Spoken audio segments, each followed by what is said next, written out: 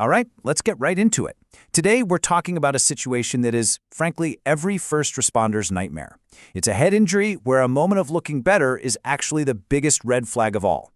We are diving into a medical emergency that loves to hide in plain sight. Okay, so imagine you're on this call. You've got a 9-year-old kid who's taken a nasty blow to the head. He was knocked out cold, totally unconscious. But when you get there, he's awake. A little out of it, but awake. You might actually breathe a little sigh of relief, thinking maybe the worst has passed. But then, right there in front of you, he just fades away again. He becomes unresponsive. What on earth is going on inside his head? That's the critical puzzle we have to solve, and fast. So this up and down, in and out roller coaster of consciousness seems totally chaotic, right? But here's the thing. It's not random at all. It is a classic textbook sign of a very, very specific type of injury. That little window of time where he was awake and talking, well, that has a name. It's called the lucid interval. And understanding that interval is the key to everything. And this timeline just maps out that dangerous sequence perfectly. First, you have the impact itself, which causes the initial knockout. That's the concussion. Then the patient wakes up. This is that deceptive part, the lucid interval. Because, while he seems to be getting better on the outside, a bleed on the inside is actually getting worse and fast. And finally, the pressure from that bleed hits a critical point, and he crashes. He becomes unresponsive again. So, knowing that very specific pattern of events, what's your diagnosis? I mean, look at the options. They're all serious head injuries for sure.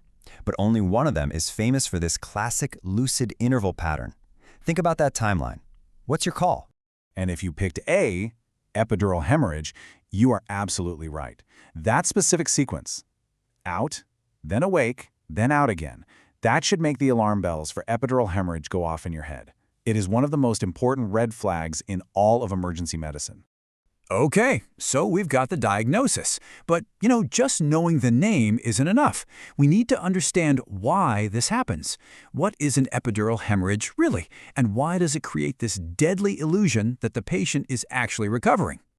So, the most important word on this slide is right there, artery. An epidural hemorrhage is almost always an arterial bleed. I want you to think of an artery like a high-pressure fire hose. When that hose gets torn, it starts pumping out blood fast. And that blood starts to fill up the space between the skull and the tough outer lining of the brain, which is called the dura mater. Now, to really get a grip on how urgent this is, we have to compare this arterial bleed to a venous bleed, because it's not just about where the blood is coming from, it's about the speed. And like it says right here, the whole difference is time. And this chart just lays it out perfectly. Over on the left, you've got our epidural hemorrhage. It's arterial, it's fast, it's that fire hose, and that speed is what causes the lucid interval, because the pressure builds so quickly that it just overwhelms the brain. Now look to the right. A subdural hemorrhage, that's usually a venous bleed. Think of it more like a leaky garden hose. It's slower, it's lower pressure, and because of that, the symptoms can take hours, sometimes even a day or more, to really show up as that pressure slowly, gradually builds. Okay, so let's boil all of this down to what really matters. If you remember just one thing from all this, it should be how to spot this specific sneaky red flag. Seriously, this isn't just interesting trivia. This is the kind of knowledge that can literally make a life or death difference. This is the sequence you have to burn into your brain. First, they get knocked out from the impact itself. Then, you get that brief, deceptive window where they seem okay. That's your lucid interval. And then, a sudden, fast decline. That whole pattern is being driven by that high-pressure arterial bleed, which means you are in a race against the clock. This is not a wait-and-see kind of problem. This is a time-critical, lights and sirens medical emergency. And this quote just says it all, doesn't it? In the chaos of an emergency scene, your gut instinct tells you that any improvement is a good thing. But with an epidural hemorrhage, that moment where things seem to be getting back to normal, well, that's the most dangerous sign of all. It's the calm before a devastating storm.